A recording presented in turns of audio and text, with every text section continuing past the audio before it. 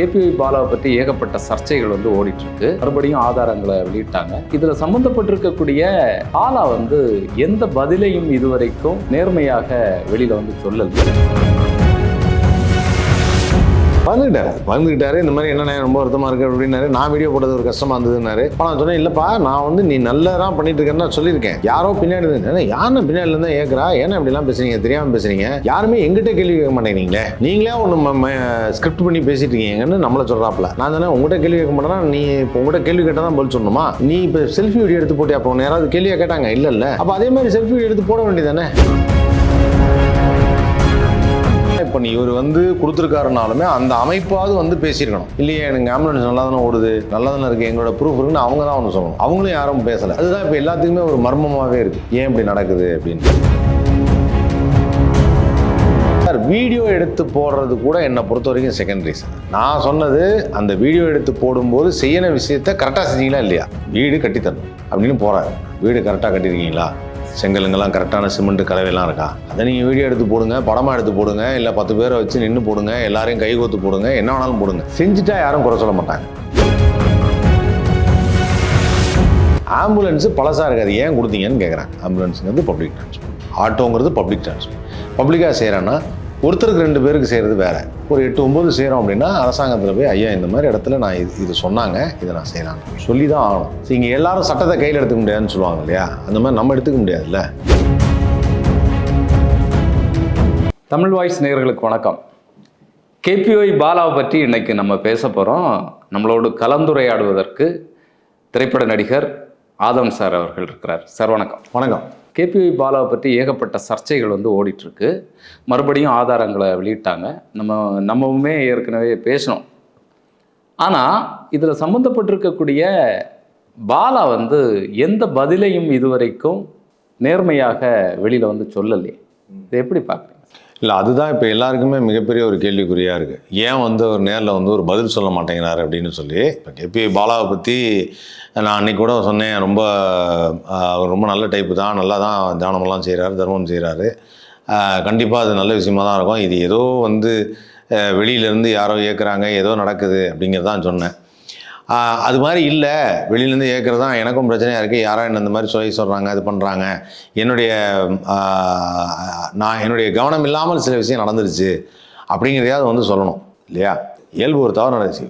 அதாவது ஒரு பெரிய ஒரு பொருள் வியாபாரம் பண்ணிகிட்டு இருக்காங்க. அந்த வியாபாரம் பண்ணும்பொழுது அவங்க ஏதாவது ஒரு பொருளை கொடுக்குறப்ப அது ஏற்கனவே உடஞ்சிருக்கு, அது வியாபாரிக்கும் தெரியல, வாங்கினவங்களுக்கும் தெரியல. கடைசியில் போயிட்டு அங்கே வீட்டில் போய் பார்க்கும்போது உடஞ்சிருக்குன்னு சொல்லும்போது அடே உடஞ்சிருக்கா, சரி கொடுங்க மாற்றிடுவோம் அப்படின்னு சொல்கிறது இயல்பு.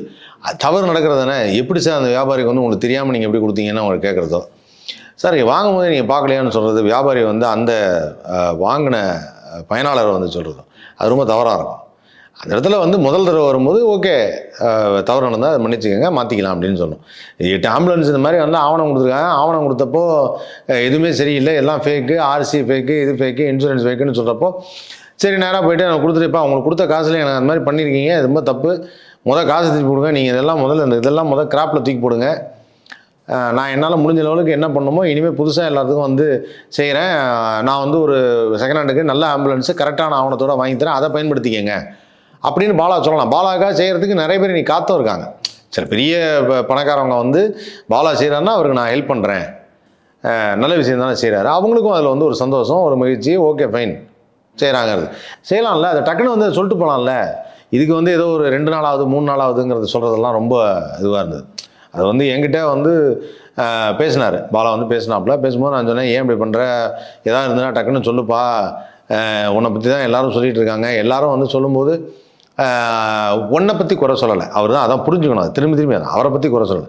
அவர் நல்ல எண்ணம்னா எங்கேயோ போய் இந்த மாதிரி தெரியாமல் மாட்டியிருக்காரு, யாரோ அந்த மாதிரி அவர் செய்ய சொல்கிறாங்க, ஒரு பப்ளிசிட்டிக்காக, அவர் இது பண்ணுறதுக்காக, அவங்க வீடியோ எடுத்து போடுறதுக்காக ஏதோ ஒன்று பண்ணுறாங்க, அதுலேருந்து மீண்டு வரணுங்கிறதுக்காக சொல்கிறோம், நல்ல எண்ணத்தில் சொல்கிறோம். அது ஒரு மாறிக்கிட்டால் உண்டு.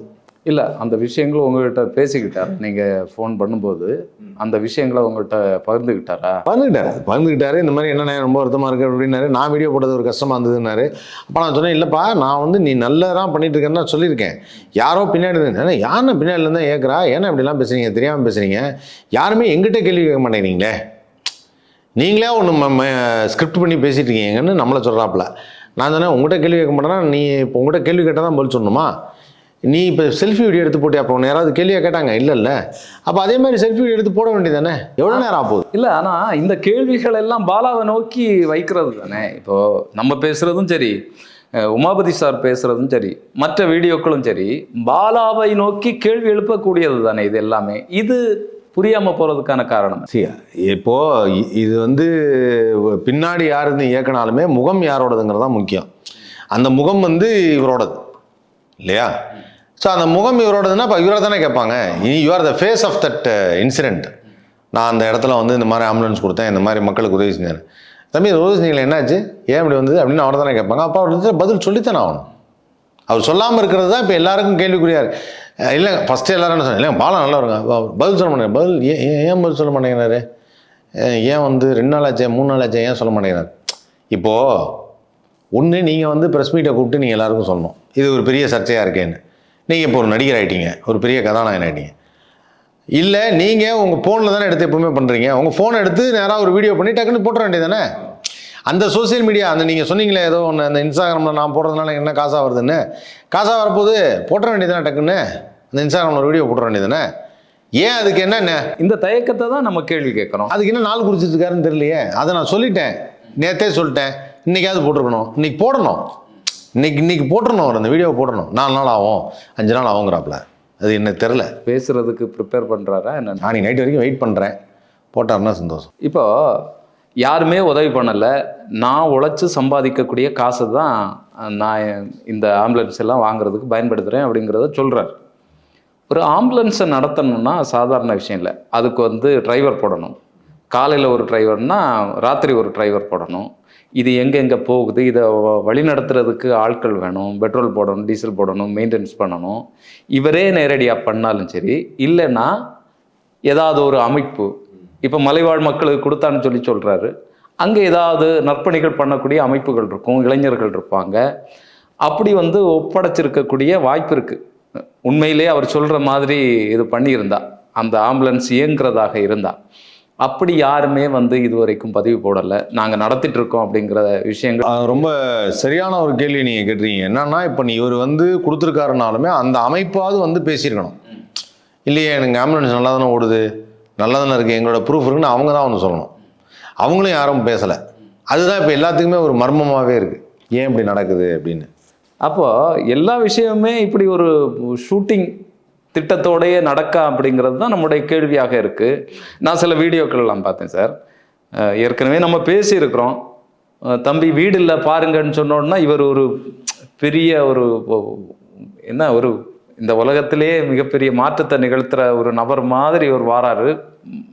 பெரும் கூட்டம் பின்னால் சுற்றி, அதில் போடக்கூடிய மியூசிக்கு, பின்னணி இசை, இதெல்லாமே வந்து அது வேறு மாதிரி இருக்குது. அவரை வந்து அதாவது நம்ம வந்து ஒரு விஷயத்தை செய்கிறத நீங்கள் பாலிஷாக செய்யணும், நல்லா பளபளன்னு எல்லாருக்கும் பார்க்குற மாதிரி செய்யணுங்கிறதுக்காக செய்கிறது, அது ஓகே. அது அதான் சொன்னலாம். அது சார் வீடியோ எடுத்து போடுறது கூட என்னை பொறுத்த வரைக்கும் செகண்டரி சார். நான் சொன்னது அந்த வீடியோ எடுத்து போடும்போது செய்யணும் விஷயத்த கரெக்டாக செஞ்சீங்களா இல்லையா.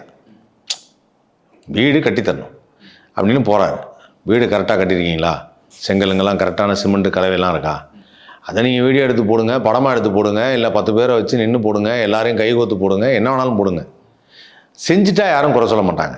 அதை செய்யாமல் நீங்கள் வீடியோ எடுத்து போட்டது தான் தப்பு. இப்போ இதை எதை சொல்கிறாங்க, வீடு கட்டி கொடுத்தது சொல்லலை, ஆம்புலன்ஸு பழசாக இருக்காது ஏன் கொடுத்தீங்கன்னு கேட்குறாங்க. அது ஓடலை, எஃப்சி இல்லை, ஆர்சி புக்கு போலியாக இருக்குது, அதை இப்போ அது கேட்குறாங்க. அப்போ அதுக்கு பதில் சொல்லணுமா இல்லையா, அதைத்தான் கேட்குறாங்க எல்லாரும். இல்லை, இதில் இப்போ நமக்கு முதல்ல வந்து இந்த ஆதாரங்கள்லாம் உமாபதி சார் வெளியிட்டு சோசியல் மீடியாவில் மிகப்பெரிய பேசுபொருள் ஆன பிறகு இதை பற்றி எந்த பதிலும் சொல்லலை ஒன்று. அப்புறம் பார்த்தீங்கன்னு சொன்னால் இந்த மக்கள் இருக்காங்கல்ல, பாலாவுக்கு இங்கே ஒரு பெரிய ஒரு பின்னால் நிறைய இளைஞர்கள் வந்து பாலாவை ஃபாலோ பண்ணுறவங்க, இல்லைன்னா பாலாவை கொண்டாடுற மக்கள் நிறைய இருக்கிறாங்க. அவங்க எல்லாமே வந்து எந்த அளவுக்கு நம்மளெல்லாம் பேசுனாங்க அப்படிங்கிறது தெரியும். பாலா தமிழகத்தில் வந்து மக்களுக்காக எவ்வளோ நல்ல விஷயங்கள் செஞ்சிட்ருக்குறாங்க, உங்களுக்கு வேறு வேலை இல்லை, ஆதாரம் இல்லாமல் நீங்கள் பேசிடுவீங்க. இந்த குரல் மிகப்பெரிய பிரச்சனை, பெரிய அபாய குரல் இது. ஏன்னா மக்களுடைய அன்பை ஒருத்தர் மேலே வந்து இந்த மாதிரி திரட்டுறது, இதைத்தான் உமாபதி சார் வந்து மிகப்பெரிய எச்சரிக்கையாக வந்து பேசுகிறாரு. அப்போது இந்த நோக்கத்துக்காகவே பாலா இந்த வேலைகளை எல்லாம் செய்கிறாரா அப்படிங்கிறது தோணுது. நோக்கம் இருந்தாலும் தவறு இல்லைன்னு நான் சொல்கிறேன். மக்களுக்காக குரல் கொடுப்பதற்கோ இல்லை மக்களுக்கு மக்கள் ஒருத்தருக்காக வந்து செவிசாய்ப்பதற்கோ இருந்தாலும் தப்பு இல்லை. அதை நல்லது செய்யட்டோம்னு தான் நான் சொல்கிறேன். இப்போ இதே பாலா வந்து நல்லது செஞ்சு இதே மக்கள்லாம் வந்து உண்மையிலேயே நல்லது தான் செஞ்சிருக்காரு அப்படின்னா அது ப்ரூவ் ஆயிடுச்சுன்னா ஏன் சொல்ல போகிறாங்க? நல்லது செய்யுங்கப்பா, தொடர்ந்து பண்ணுங்கன்னா சொல்லுவாங்க. மக்கள் வந்து உனக்கு மக்கள் சக்தியை திரட்டுறதுங்கிறது சாதாரணமான விஷயம் இல்லை. ஒரு ஆர்டிஸ்டாக இருந்து மக்கள் மனசில் நீங்காத இடம் பிடிச்சு ஒரு இடத்த பிடிக்கிறதுங்கிறது சாதாரணமான விஷயம் இல்லை. அப்படிப்பட்ட மக்களை நம்மளை பார்த்து நம்ம அதை ஒன்று திருப்பி செய்யும்போது பரவாயில்லையே நல்லா செய்யப்பா அப்படின்னு சொல்லும்போது என்னுடைய வேலை என்ன? என்டர்டெயின்மெண்ட், சிரிக்க வைப்பது. அந்த வேலையை மட்டும் தான் இப்போ வரைக்கும் செய்கிறேன். நான் ஒரு விஷயத்தை புதுசாக செய்கிறேங்கும் போது கரெக்டாக செய்யணும். அதை மேம்போக்காக செஞ்சுட்டோன்னா ஏமாத்துறதா அர்த்தம். நான் அவங்கள சிரிக்க வச்சதுக்கு எனக்கு அது மூலிமா நான் சம்பாதிச்சதுக்கு எனக்கு வாழ்வாதாரம் வருது. அப்போ நான் சாப்பிட்ருக்கேன். நான் திருப்பி செய்யும்போது அவங்கெல்லாம் சந்தோஷப்படுற மாதிரியும் நிம்மதியாக இருக்கிற மாதிரியும் சேஃபாகவும் செக்யூராகவும் ஒரு விஷயத்தை செய்யணும். இல்லைன்னா செய்யக்கூடாது. ஏன் பாலிசியாக தான், இல்லைன்னா செய்யக்கூடாது. செய்ய முடிஞ்சால் அதை செய். அது இது சொல்லுவாங்க, அது இவ்வளோ பணம் இருக்குது, இதை வச்சு வேணால் ஏதாவது செஞ்சுங்க, அவ்வளோ. இல்லைன்னா செய்யக்கூடாது. ஆனால் அந்த இடத்துல நீங்கள் பண்ணுற விஷயம் என்னென்னா, நீங்கள் ஒரு விஷயத்தை சேஃபாக செய்யலைன்னு எடுத்தும் காட்டுறோம். இல்லைங்க சேஃபாக இல்லை, ஏன் இப்படி நடக்குது பாலா, இது என்ன பண்ணுறீங்க அப்படின்னு சொல்கிறோம். உடனே என்னை பற்றி குறை சொல்கிறாங்க அப்படின்னு. அப்படி கிடையாது. நீங்கள் நல்லா இருக்கணுங்கிறதுக்காக தான் சொல்கிறோம். இல்லை, இதுக்கு முன்னாலே நமக்கு நிறைய உதாரணங்கள் வந்து நமக்கு இருக்குது. ஏன்னா புரட்சி தலைவர் எம்ஜிஆர், என்எஸ் கிருஷ்ணன், அது மாதிரி ஏகப்பட்ட நடிகர்கள். சமீபத்தில் சூர்யா சார், உங்களுக்கு தெரிஞ்சு இன்னும் நிறைய நடிகர்கள் இருப்பாங்க, காமராஜ் அவர்கள். இப்படி ஏகப்பட்ட நபர்கள் வந்து தமிழகத்தில் நல்லது செஞ்சு மக்கள் மத்தியில் இன்னைக்கும் நீங்காத இடம் பெற்றிருக்கக்கூடிய நிறைய பேர் இருக்கிறாங்க. அப்போது இப்படிப்பட்ட ஒரு பிம்பத்தை குறுக்கு வழியில் தேடுறதுக்கான வேலையாக பாலா ஒரு திட்டமிட்ட இந்த விஷயத்தை செய்தார் அப்படிங்கிறத நான் குற்றச்சாட்டுறேன். அவங்களுடைய பார்வை என்ன? பாலா மட்டும்தான் தனித்து திட்டமிட்டிருக்காரு அப்படின்னு பாலா மேலே மட்டுமே குற்றம் சாட்ட முடியாது. இதுக்கு வந்து யாரோ பின்னாடி இருந்து இயக்குறாங்க, அவங்கெல்லாம் சேர்ந்து இதை வந்து செய்ய சொல்கிறாங்க, இதை இப்படி போங்கிறாங்க அப்படி போங்கிறாங்க, டைரக்ஷன் கொடுக்குறாங்க, அந்த நிறுவனம் அதை செய்ய சொல்லுது அப்படிங்கிறது தான் இப்போ இங்கே குற்றச்சாட்டாக இருக்குது. அந்த குற்றச்சாட்டில் அந்த செய்ய சொன்னது கூட தப்பு இல்லை. நான் என்ன சொல்கிறேன்னா, நீங்கள் தான் அந்த நிறுவனம் என்னை வந்து ஹையர் பண்ணுறீங்க, தம்பி இதெல்லாம் செஞ்சுருக்கிறீங்க, நீங்கள் போய் ஒரு இடத்துல காசு வாங்கிட்டு வரீங்க, ஒரு 10 லட்ச ரூபா வாங்கிட்டு வரீங்க, என்கிட்ட வந்து ஒரு 1 லட்ச ரூபா கொடுத்து செய்யுங்கிறீங்க. நான் என்ன செய்யணும்னு கேட்குறேன்.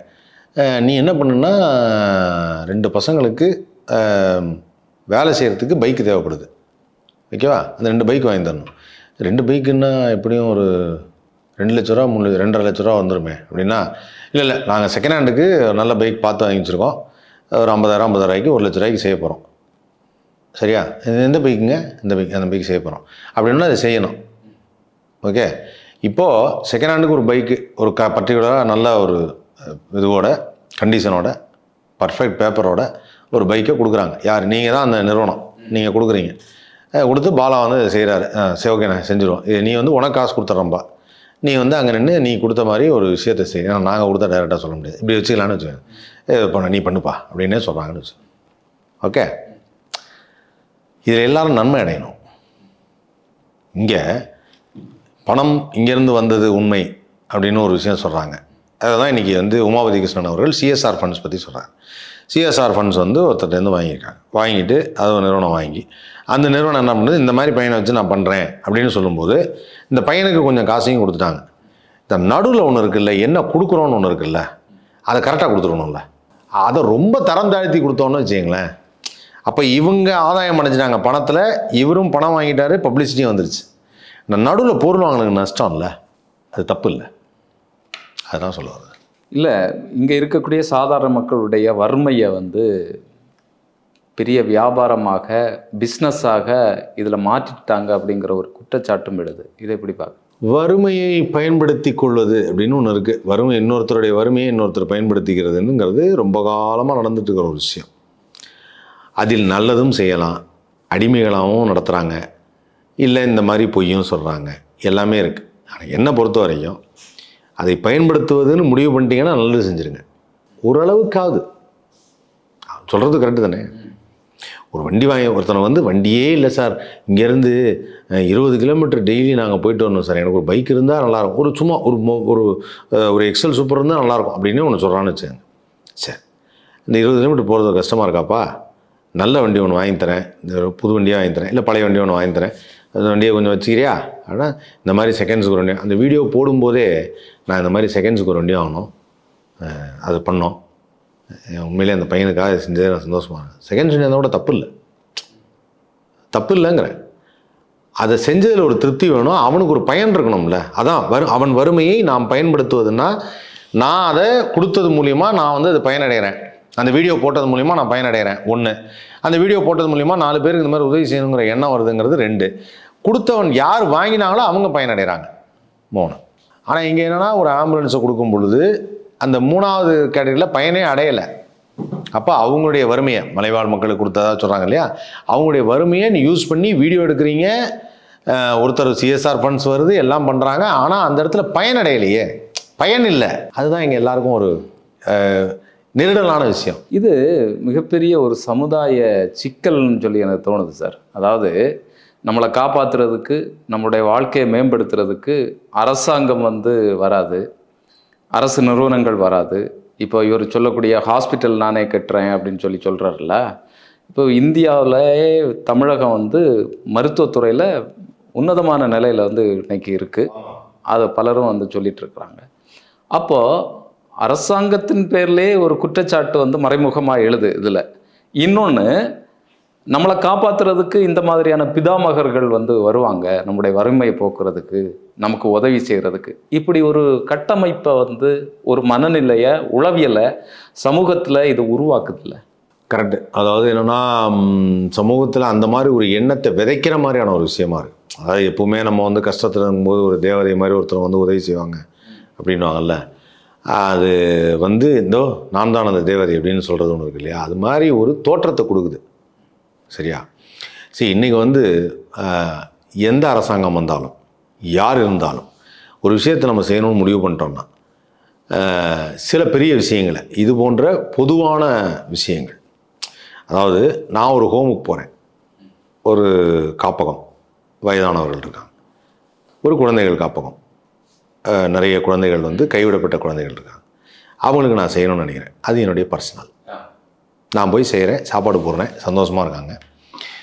அந்த ஹோமில் இருக்கவர்கிட்ட வந்து சொல்கிறேன், ஐயா ஹோமில் போய் கூட நீங்களாம் போய் சமைச்செல்லாம் சாப்பாடு போட முடியாது. அந்த ஹோமில் இருக்கவங்க சொல்கிறேன், நாங்களே சமைச்சிருவோம், இதுக்கு இவ்வளோ செலவாகும். ஏன்னா ஹைஜீனிக்காக இருக்கணும், நம்ம வெளியிலேருந்து கண்ட உணவுகளை வாங்கிட்டு போக முடியாது. அப்போது அவங்கள்ட்ட சொல்கிறோம், ஹைஜீனிக்காக இருக்கணும், இதை நாங்கள் செஞ்சு போடணும்னு ஆசைப்படுறோம். சரிங்க சார், ஓகே, இது பர்சனல். இப்போ அதே விஷயத்தை வந்து நான் வந்து என்ன பண்ணுறேன்னா, இது ஹோமில் செய்கிற வரைக்கும் ஓகே, பப்ளிக்காக செய்ய போகிறேன். அதாவது பப்ளிக்கானா மருத்துவத்துறை, இதெல்லாம் வந்து பப்ளிக் டிரான்ஸ்போர்ட்ஸ். ஆம்புலன்ஸுங்கிறது பப்ளிக் டிரான்ஸ்போர்ட், ஆட்டோங்கிறது பப்ளிக் டிரான்ஸ்போர்ட். பப்ளிக்காக செய்கிறேன்னா ஒருத்தருக்கு 2 பேருக்கு செய்கிறது வேறு. ஒரு 8-9 செய்கிறோம் அப்படின்னா அரசாங்கத்தில் போய், ஐயா இந்த மாதிரி இடத்துல நான் இது சொன்னாங்க, இதை நான் செய்யலான் இருக்கேன், சொல்லி தான் ஆகணும். அந்த அரசாங்கத்தை நீங்கள் குறை சொல்ல முடியாது, நீங்கள் செய்யலை அதனால் நான் செய்கிறேன். இது படத்தில் வர்ற மாதிரி இருக்குது. இந்த படத்தில் டயலாக்கு சொல்லுவாங்க, நீங்கள் வந்து இப்போ இந்த இதில் தளபதி படத்தில் வந்து ஒரு டைலாக் வரும், காக்கி சட்டை போட்டு நீங்கள் செய்கிற வேலை தான் காக்கி சட்டை போடாமல் நாங்கள் செஞ்சுட்ருக்கோம் அப்படின்னாலும், அது படத்தில் பார்க்குறது நல்லாயிருக்கு, ஓகே, அது ஒரு சீன். இங்கே எல்லாரும் சட்டத்தை கையில் எடுத்துக்க முடியாதுன்னு சொல்லுவாங்க இல்லையா, அந்த மாதிரி நம்ம எடுத்துக்க முடியாதுல்ல. சராசரி மனிதர்களுக்கு உரிமை இருக்குது, ஒரு டெமோக்ராட்டிக் கண்ட்ரியில் செய்வதற்கு உரிமை இருக்குது, பேச்சு சுதந்திரம் இருக்குது, எழுத்து சுதந்திரம் இருக்குது, எல்லாத்துக்குமே இருக்குது. ஆனாலுமே ஒரு முறை இருக்குது, முறை தவறக்கூடாதுங்கிறது என்னோடது. அப்போ இதை வந்து அப்படி சொல்லக்கூடாது. அவரோட வீடியோலேயே ஒன்று போட்டு காமிச்சார், இந்த மாதிரி அரசாங்கத்தில் போய் ஊசி போட்டாங்க, அந்த ஊசி போட்டால் வீங்கிடுதுன்னு வந்து என்கிட்ட சொல்கிறாங்க அப்படின்னு சொன்னார். அது தவறு. அது தனியார்லேயும் வரும் சார். தனியார் இல்லை சார், அது தவறு. யாராக இருந்தாலுமே சொல்வது தவறு. அப்படி சொல்லுவாங்க, தனியாரோ அரசாங்கமோ சொல்வது தவறு. ஒருத்தர் தவறை சுட்டி காட்டுறதுக்குன்னு இப்போ நீங்கள் சொல்கிறீங்கல்ல, பாலாவோட தவறை சுட்டி காட்டுறது எப்படி சார் நீங்கள் சுட்டி காட்டலாம்? நீங்களாம் எப்படி சார் ஆவணம் எடுக்கிறாங்களா? நீங்களாம் வந்து அவனை வேணுன்ட்டே நெகட்டிவாக சொல்கிறீங்க. இப்போ அதே அவர் செய்கிறார்ல, அவர் என்ன சொல்கிறாரு, அரசாங்கம் அதெல்லாம் செய்யலைங்கிறார், அதை நான் செஞ்சேங்கிறார். நீங்கள் நெகட்டிவாக சொல்லலாம், நாங்கள் உங்களை பற்றி நெகட்டிவாக சொன்னால் வலிக்குதா அப்படின்னு கேட்டால் என்ன பண்ணுவீங்க? இல்லை, இதில் பாலா வந்து வெறும் அம்பு மட்டும்தானா? இதை எய்தக்கூடிய ஆட்கள் யார்? அதை பற்றி ஏதாவது உங்களுக்கு புரியுது? எனக்கு அதை பற்றி எதுவும் நான் வந்து அதான் சொல்கிறேன், எந்த ஒரு விஷயமே வந்து கன்ஃபார்ம்டாக தெரிகிற வரைக்கும் சொல்ல முடியாது. அது வந்து இப்போ வரைக்கும் கன்ஃபார்ம்டாக தெரியாது. ஆவணங்களா ப்ரூஃப் அப்படின்னு ஒன்று சொல்லுவாங்க இல்லையா? ஏன்னா இது பொது மேடை, இது பொதுவெளி. யூடியூப்ங்கிறது பொதுவெளி, மக்கள் பார்த்துட்டு இருப்பாங்க. நம்ம அப்படி சொல்ல முடியாது. உமாபதி கிருஷ்ணன் அவர்கள் வந்து அதுக்கான ஆவணங்களை சேகரிச்சுட்டு பேசுகிறார். அவர் பேசலாம், நான் பேச முடியாது. ஸோ எனக்கு வந்து இப்போ வரைக்கும் தெரிஞ்சதுன்னா, இப்போவும் பாலா வந்து எப்படியாவது அதுலேருந்து வெளில வந்தோன்னா யாரோ ஏற்கிறாங்கன்னு சொல்கிறாங்க, கரெக்டு தான் போல இருக்குது, இவன் நல்லது தானே செய்வான் அப்படி தான் நான் நினைக்கிறேன். அது பதிலை சொல்லாமல் போகிறப்போ எனக்கு இன்னும் கொஞ்சம் நெருடலாக இருக்குது. ஏன் பாலா அப்போ நீ ஏன் பதில் சொல்ல மாட்டேங்கிற? உன்னை பற்றி சொல்கிறேன், நல்லவன், நீ நல்லா பண்ணணும்னு சொல்கிறேன், எப்படியாவது வெளியில் வந்தணும்னு சொல்கிறேன், நானே சொல்கிறேன், இப்போ பதில் சொல்கிறேன் 4 நாளில் சொல்கிறேங்கிறேன். ஏன்? ஏதாவது அவருடைய தொனியில் ஏதாவது சிக்கலில் மாட்டியிருக்கிறது, இல்லைன்னா ஏதாவது அழுத்தம்? அது என்ன மாதிரி அழுத்தங்கிறத சொன்னால் தானே தெரியும். யாராவது எனக்கு பிரச்சனைகள் இருக்குன்னு சொல்லி பிரச்சனையை சொன்னால் தானே தீர்வை காண முடியும். பிரச்சனையை சொல்லாமே எப்படி நம்ம தீர்வு காண்றது? கஷ்டம்ல, அதுதான் சொல்கிறேன். இல்லை, நான் கேட்கக்கூடிய கேள்வி, எங்கேயாவது இவர் லாக் ஆகிருக்கிறாரா? எதுவுமே செய்ய முடியாத அளவில் இவருக்கு பின்னால் இருக்கக்கூடிய அந்த சக்தி இருக்கலாம். அது பணமாக இருக்கலாம், இல்லை நீ இந்த மாதிரி பண்ணனா உன்னை பற்றி நான் வேறு மாதிரி ஏதாவது ஒன்று சொல்லி விட்ருவேன்னு ஏதாவது இது பண்ணுறதா இருக்கலாம். ஆமாம், அடிச்சு விடுறதா இருக்கலாம், என்ன வேணாலும் இருக்கலாம். ஒன்று உன்னை வந்து ஃபினான்ஷியலாக கீழே தள்ளணும், இல்லைன்னா உன்னை மென்டலாக கீழே தள்ளணும். இது 2 தான் செய்வாங்க இப்போல்லாம். முன்னாடி தான் அந்த ஃபிசிக்கல் அசால்ட்டெல்லாம் இப்போ கிடையாது. யாரையுமே ஃபிசிக்கல் அசால்ட்டே பண்ணுறதில்ல. ஃபிசிக்கல் அசால்ட் பண்ணுறதுலாம் ரொம்ப ரேராக நடக்கக்கூடிய ஒரு விஷயம். ஃபினான்ஷியலாக உன்னை கீழே தள்ளணும். அதாவது நான் சொல்கிறது இந்த மாதிரி பெரிய இடத்துல சண்டை வர்றப்ப சொல்கிறேன். உன்னை எப்படியாவது மைண்டில் ஒரு மாதிரி இரிட்டேஷனை உண்டாக்கணும், உன்னை மன உளைச்சலுக்கு உண்டாகணும்னு சொல்லுவாங்கள்ல, அந்த மாதிரி ஏதாவது இருக்கலாம். அது இதுக்கு நமக்கு தேவையில்லாமல் அது அப்படின்னு சொல்லிட்டு கூட இருக்கலாம். இல்லை, இவ்வளோ இந்த அவர் உருவாகி வந்ததுலேருந்து நிறைய விஷயங்கள் வந்து பண்ணியிருக்கிறாரு. அதில் பல விஷயங்கள் வந்து பொய்யானவை அப்படிங்கிறதுக்கான வெளிப்பாடுகள் வந்து வந்துட்டுருக்கு. நிச்சயமாக அவருக்கு தெரிஞ்சிருக்கும், தெரியாமல் இருக்கிறதுக்கான வாய்ப்பில்லை. அப்போவே அவர் வந்து வெளியில் அதுலேருந்து வந்திருக்கலாம்ல, ஏன் வரல?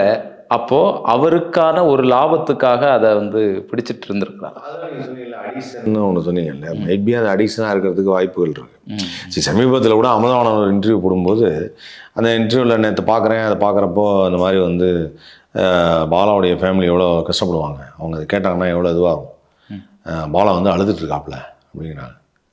நான் என்ன கேட்குறேன், இப்போ நான் வந்து தவறு செய்யலை, நீங்கள் என்னை வந்து பார்த்து சொல்கிறீங்க, நான் ஏன் அழுகணும்? முதல் விஷயம், நான் ஏன் அழுகணும்? ஸ்ட்ரைட்டாக என்ன சார் என்னை பற்றி சொல்கிறீங்க, தைரியமாக சொல்லு சார், நான் இதெல்லாம் உண்மை அப்படிங்கிறது. அழுதா அதுவும் கேள்விக்குறி ஆயிடுச்சு. இப்போ ஏன் அழுகுற? உங்கள்கிட்ட உண்மை இருந்தால் எதுக்கு அழுகணும்? இல்லை, எனக்கு அதில் இப்போ அமுதவாணன் பேசுகிறது எந்த அளவுக்கு உண்மை அப்படிங்கிறதே எனக்கு கேள்விக்குறி. என்னன்னா, இல்லை, அவர் கூட இருந்தாருங்கிறதுனால நான் சொல்கிறேன், அவர் தானே சொல்லியிருக்கேன். இல்லை, அவர் பேசியிருக்கிறாரு. அமுதவாணனை நான் இதில் குற்றம் சாட்டுறது என்னுடைய நோக்கம் இல்லை. இல்லை, அமுதவாணனை குற்றம் சாட்டல. ஒரு உணர்வுபூர்வமாக பாலாவை வந்து தற்காத்து கொள்ற ஒரு மாதிரியான ஒரு உளவியல் இதில் கூடவே இருந்த ஒருத்தர், கூடவே வளர்த்த ஒருத்தர்னு ஒன்று இண்டஸ்ட்ரியில் வளர்த்த ஒருத்தர்னு இருக்காரு. அவருக்கு அந்த உணர்வு இருக்கத்தான் செய்யும், நான் இல்லைன்னு சொல்ல. அப்படி இருந்தாலும் பாலா அழுகிறான் அப்படின்னு சொன்னதெல்லாம் வந்து இந்த எப்படி இருக்குன்னா, என் பிள்ளைய எனக்கு ஸ்கூலில் அடிச்சிட்டிங்க, வீட்டுக்கு வந்து எப்படி தெரியுமா அழுதுச்சுங்கிற மாதிரி இருக்குது. ஸ்கூல் பிள்ளைங்க கழுவும்ல, பிரைமரி ஸ்கூலில் நேற்றுலாம் ஒரே அழுகுங்க, என்னங்க இப்படி அடிச்சு விட்டீங்க அப்படின்னு. அது வந்து ஏதோ ஸ்கூல் கிட்ஸ் செய்யுது. இன்னும் வளர்ந்து ஒரு பெரிய ஒரு மெச்சூரிட்டி லெவலுக்கு வந்ததுக்கப்புறம் போய் வந்து இவ்வளோ பேர் சொல்கிறாங்க அப்படிங்கும்போது பதிலை சொல்லணும். பதிலை சொல்லிட்டு கூட என்ன போய் இப்படி தப்பாக நினச்சிட்டிங்களேன்னா, அங்கே ப்ரெஸ்ஸில் எழுத கூட பிரச்சனை கிடையாது. பதில் சொல்லலை, ஃபஸ்ட்டு அழுகுறாப்புல அப்படின்னா தப்பாக இருக்கே. ஆனால் இப்போ நீங்கள் பாலா கூட பயணிச்சிருக்கீங்க, உங்களை மாதிரி பலரும் வந்து அங்கே நிகழ்ச்சியில் பயணிச்சிருக்கோம். நிகழ்ச்சியில் நல்லா தான் பேசுவோம். நிகழ்ச்சி பண்ணும்போது அங்கே போகிற இடத்துல நல்லா தான் இருக்கான். அதில் எந்த விதமான இதுவும் அந்த நடவடிக்கைகளில் எந்த மாற்றமும் இல்லை. அதில் எதுவும் மாற்றம் இல்லை. நான் தான் இப்போவும் சொன்னேன் சார், அவன் வந்து நல்லா தான் சார் இருந்தான், அவன் நல்லா தான் இருந்தான். அவன் எதுவும் அவனுக்கு எதுவும் அந்த மாதிரி எதுவும் இந்த மாதிரி ஒரு ஆக்டிவிட்டியே நாங்கள் பார்த்ததில்ல. இப்போ நான் அவன் பேசும்போது எனக்கு பயிறுங்குது, ஏன் இப்படி பேசுகிறாப்புல அப்படின்னு தோணுது எனக்கு. அதுதான். நீங்கள் இப்போ நண்பர்களாக சேர்ந்து பாலாவை எப்படியாவது வெளியில் கொண்டு வரணும் அப்படிங்கிறதுக்கான முயற்சிகள் வந்து எடுத்தாலும் அதுக்கு பாலா ஒத்துழைப்பு தரணும். அதாவது இங்கே சொல்லுவாங்க என்னென்னா, உங்களுக்கு வந்து உடம்பு ரீதியாக ஒரு பிரச்சனை இருக்குது அப்படின்னா, நான் நேராக கொண்டு வந்து மாத்திரையை கையில் கொடுத்து நான் டாக்டரை பார்த்து, டாக்டர் நான் சொன்னால் அவன் மாத்திரை சாப்பிடுவான். என்ன டாக்டர் மாத்திரை கொடுக்கட்டும் அப்படின்னா டாக்டர் மாத்திரை கொடுக்குறாரு. டாக்டர் சொல்லியும் கேட்காம தான் நான் கொடுத்து வாயில் போட்டு முழுங்கடா அப்படின்னு கூட ஃபோர்ஸ் பண்ணலாம். அது உடல் ரீதியாக பிரச்சனையை தீர்த்து விடும். மன ரீதியாக இருக்க பிரச்சனையை தீர்க்கிறது அப்படின்னா, உங்கள்கிட்ட வந்து நான் ஒன்று சொல்கிறேன், சார் ரொம்ப கவலைப்படாதீங்க, வெளில வாங்க. ஆமாம் வெளில வரணும் சார், கவலைப்படாதீங்க சார், ஒன்றும் இல்லை சார், வெளில வந்துடுங்க, நான் இருக்கேன், நாங்கள் பார்த்துக்குறோம், வெளில வாங்க அப்படின்னு நான் சொல்கிறேன். நீங்களாக நினச்சாலே ஒழிய நீங்கள் வெளியில் வர முடியாது. சொல்கிறதுக்கு நான் தயார். அதைத்தான் சொல்லிட்டு இருக்கேன், 2 நாள் அதான் சொல்லிட்டு இருக்கேன். அவன் ஃபோன் பண்ணப்பே அதான் சொன்னேன், தயவுசெய்து போய் சொல்லிவிடு, எப்படியாவது வெளியில் வந்துருங்கிறேன். சொல்கிறதுக்கு நான் தயார். இல்லை, ஒருவேளை அந்த அதிர்ச்சியிலேருந்து இன்னும் மீளாமல் இருக்கிறாரா? இவ்வளோ பெரிய பிரச்சனை இன்னைக்கு வரைக்கும் தமிழகம் தூக்கி கொண்டாடின ஒரு நபர் திடீர்னு இப்படிப்பட்ட ஒரு அவப்பேர் வந்து சுமத்தப்படும் போது, சார் பிரச்சனைன்னு வருதுன்னா அந்த பிரச்சனையை ஃபேஸ் பண்ணணும். பொது வெளியில் வந்துட்டீங்கல்ல, இப்போ பொது வெளியில் வர்றாங்க, பொது வெளியில் வரும்போது இந்த மாதிரி வருது அப்படின்னா, இப்போ என்னை பற்றி வந்து விஜய் ரசிகர்கள்லாம் வந்து ரொம்ப படு கேவலமாக திட்டினாங்க, அதிர்ச்சி அப்படின்னு நானே இப்படி உட்காந்துட முடியுமா? இல்லை அழ முடியுமா? நான் திட்ட தான் செய்வாங்க, அது அவங்களுடைய இது. சோசியல் மீடியாவில் வந்து என்ன சார் விஜயை பற்றி இப்படி போட்டிங்க அப்படின்னு சொல்லி அவங்க திட்டினாங்க. நான் ஆக்சுவலாக போடலப்பா, அந்த மாதிரி கிடையவே கிடையாது, நான் விஜயை பற்றி இப்படி சொல்லவே இல்லை அப்படின்னு நான் சொல்கிறேன். இல்லைங்க நீங்கள் தான் போட்டிங்க அப்படின்னு சொல்லி ஒரு பல பேர் வந்து வீடியோலாம் போட்டாங்க, திட்டினாங்க, கமெண்ட்ஸை திட்டினாங்க, எல்லாம் பண்ணாங்க. அதுக்கு நான் அதிர்ச்சி ஆட முடியுமா? அதிர்ச்சி ஆக முடியாது. அதுக்கெல்லாம் நான் ஸ்தம்பிச்சு உட்காந்துட்டேன்னா என்ன இருக்குது? பொது மேடைக்கு வந்துட்டேன்ல, I am into the public line. So public மக்களை சந்திக்கணும், மக்களை பார்க்கணும். அவங்க ஏதாவது சொன்னாங்கன்னா ஏற்றுக்க தான் செய்யணும். இல்லை நான் எதிர்த்துனேன், இல்லைங்க என்னால் முடியாதுன்னு சொன்னோம். அவங்க நம்மளை திட்டினாலும் வாங்கி தான் செய்யணும். வேறு என்ன இருக்குது வழி? வேறு வழியே கிடையாது. என் வீட்டில் இருக்கும்போது என் வீட்டுக்குள்ளே நீங்கள் வந்து திட்டினீங்கன்னா, நான் ஒரு ஸ்தாபனத்தில் வேலை பார்த்துட்ருக்கேன், என்னை வந்து நீ திட்டுறீங்கன்னா, என் வீட்டுக்கு நீ வர என்னையா திட்டுற அப்படின்னு நீங்கள் கேட்கலாம். நான் பொது மேடைக்கு வந்துட்டேன், நான் ஒரு விஷயத்தை இப்போ கருத்து சொல்லிட்டு இருக்கேன் அப்படின்னு வச்சுக்கங்களேன். 2 பேர் வந்து சார் நீ எல்லாம் வந்து வேஸ்ட்டு, நீ யார் அதை பற்றி சொல்கிறதுக்கு, நீ பெரிய ஒழுங்கா அப்படின்னு கேட்டாலும் கேட்டு தான் ஆகணும். நான் அதிர்ச்சியா என்ன நான் ஒழுங்கு இல்லையா அப்படின்னு நான் வந்து அவர்கிட்ட சண்டை போட முடியுமா? முடியாது. இப்போ கூட இருக்கக்கூடிய அமுதவாணனுக்கு நிச்சயமாக பாலாவினுடைய நடவடிக்கைகள் தெரிஞ்சிருக்கிறதுக்கான வாய்ப்பு தான் இருக்கு. வாய்ப்பு இல்லை, கண்டிப்பாக தெரிஞ்சிருக்கணும். அப்போ அமுதவாணன் வந்து பாலா வந்து நேர்மையாகத்தான் செய்கிறாரு அப்படின்னு சொன்னால், அமுதவாணனுக்கு தெரியாமலே இந்த விஷயங்கள்லாம் நடக்கா? ஏன்னா அவருக்கு வீட்டில் தான் தங்கியிருக்கிறான்னு சொல்கிறாங்க.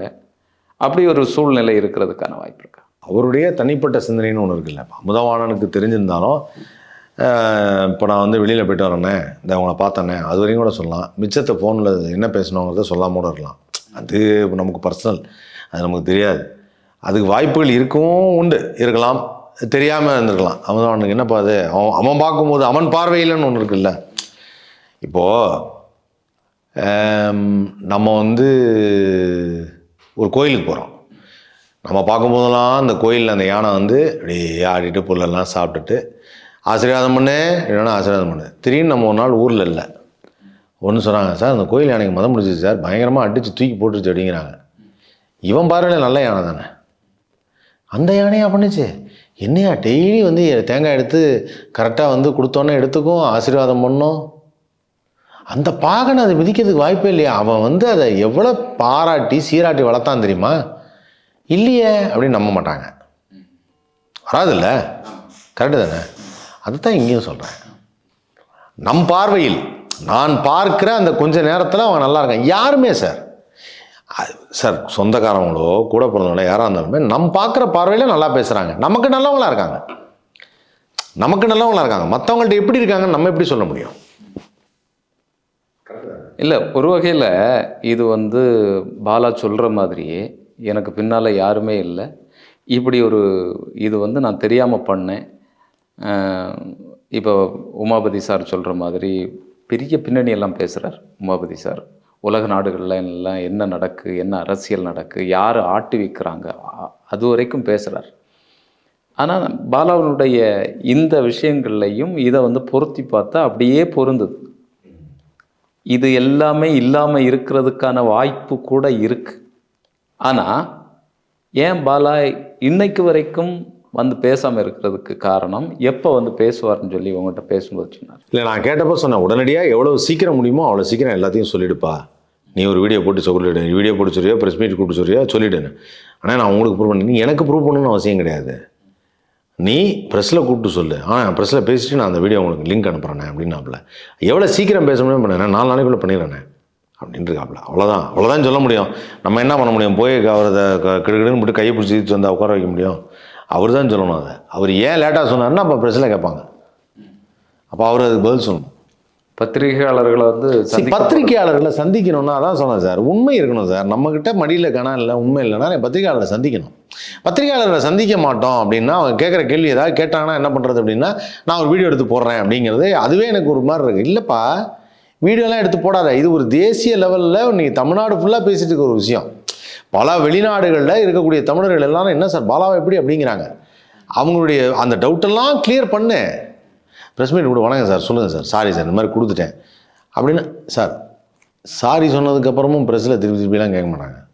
சாரி சொன்னால் ஏன் சார் இப்படி பண்ணீங்க, உங்கள் மேலே நம்பிக்கை, மன்னிச்சுங்க சார், என் மேலே எவ்வளோ நம்பிக்கை வச்சுருந்தீங்க, தெரியாமல் நடந்து போச்சு. நான் உடனடியாக அந்த ஆம்புலன்ஸ்லாம் வாபஸ் வாங்கிட்டு அவங்களுக்கு என்னால் முடிஞ்ச மறுபடியும் என்னென்ன உதவி இருக்கோ அதை நான் செய்கிறேன். நான் உதவிகளை தொடர்ந்து செஞ்சுக்கிட்டு தான் சார், தைரியமாக சொல்லலாம் சார், அவன் உதவியை செய்வேன். அவன் செஞ்சுக்கிட்டு இருந்த ஆள், அவன் சொல்லலாம் நான் உதவிகளை இப்படி தான் செய்வேன் சார். நான் வந்து அவன் ப்ரெஸ் மீட்டில் பேச வேண்டியதெல்லாம் நானே பேசிகிட்டு இருக்கேன். நான் இதுக்கு மேலேயும் சொல்லிக் கொடுக்க முடியாது. I am spoon feeding. ஒரு விஷயத்தை எப்படி தெளிவாக சொல்லுவது, மக்களுக்கு புரியும்படி சொல்லுவதுங்கிறத ஐ எம் ஸ்பூன் ஃபீடிங். ஒரு ப்ரெஸ் பீப்புளுங்கிறவங்கள எல்லாருமே ப்ரெஸ்ஸுன்னா அப்படி தான் சார் கேட்பாங்க. ப்ரெஸ்ஸுன்னா அவங்களும் மக்கள் தான் சார். ப்ரெஸ்ஸில் இருக்கவங்களும் மக்கள் தான். அவங்க கேட்டாலுமே நம்ம நல்ல விஷயங்களை கரெக்டாக சொல்லணும். மன்னிப்பு கேட்டார் போடுங்க சார், பரவாயில்ல சார், ஆனால் மன்னிப்பு கேட்டார்ல 2 நாள் சார், அப்படியே அவங்க தப்பான நியூஸ் போட்டாலும் அது 2 நாள் தாங்குமா சார்? ஏன் சார் பார்க்குறாங்க ஒரு விஷயத்தை? ஏன் வந்து உமாபதி கிருஷ்ணன் சார் சொன்னதை எல்லாரும் பார்க்குறாங்க? எதுக்கு அது 2 மில்லியன் வியூ போகுது? ஏதோ சரியாக படுதே அப்படின்னு யோசிக்கிறாங்கல்ல. அப்போ சரியான விஷயங்களுக்கும் ஆதரவு இருக்குன்னு தான் அர்த்தம். இல்லை, இன்னொன்றும் இதில் நினைவூட்டணும். உமாபதி சார் அந்த வீடியோ போட்ட நேரம் பலரும் பாலாவுக்கு ஆதரவாக வீடியோ போட்டாங்க. நானே போட்டேனே, பல நாடுகள்லேருந்து போட்டாங்க. நானே சொன்னேனே, நான் நம்பவே இல்லையே. அவர் சீனியர் ஜேர்னலிஸ்ட்டு, அவரோட நான் போய் இன்டர்வியூலாம் எடுத்திருக்கேன், சினிமாவை பற்றி நிறையா பேசியிருக்கேன். இவ்வளவு எனக்கு பழக்கமாக இருந்த ஒருத்தரே இதை சொல்லும்பொழுது நானே அவரை வந்து இல்லை அவர் பேசுனது தவறு, அந்த மாதிரிலாம் நான் ஒத்துக்கவே மாட்டேன், பாலா நல்லவன் நானே சொன்னேன். நான் பாலாவுக்கு சப்போர்ட்டாக தான் நான் பேசினேன். அது அவர்கிட்ட சொல்லும்போது அவர் சொன்னார், என்கிட்ட அந்த இன்டர்வியூலே சொல்லியிருக்காரு. நான் போய் மறுபடியும் இப்போ அவரை சந்தித்து கேட்குறேன், ஏன் என்னென்ன ஆச்சு பாலாவை பற்றி இப்போ சொல்லுங்களேன் அப்படின்னு சொல்லும்போது அவர் சொல்கிறாரு, முதல்ல நீங்கள் பாலாவுக்காக நின்னீங்க பாருங்கள், உண்மையிலே பாராட்டுங்கிறார். என்ன ஒரு மெச்சூர்டான தாட் அவருக்கு. அவர் சொல்கிறாரு பாராட்டுங்கிற. ஏன்னா தன்னுடைய மகனை, தன்னுடைய நண்பனை, நீங்கள் ஒரு உண்மையான நண்பன். நான் இப்போ சார், ஆமாம், நாங்கள்லாம் உண்மையான நண்பர்கள் மட்டும் இல்லை, என் பார்வையில் வளர்ந்த ஒருத்தன், நல்ல பையன், நல்ல டேலண்ட் உள்ள பையன், அவன் நல்லா இருக்கணும் தான் நான் நினைப்பேன். நான் அப்படி தான் நினைப்பேன், மற்றவங்க எப்படின்னு தெரியாது, நான் அப்படி தான் நினைப்பேன்.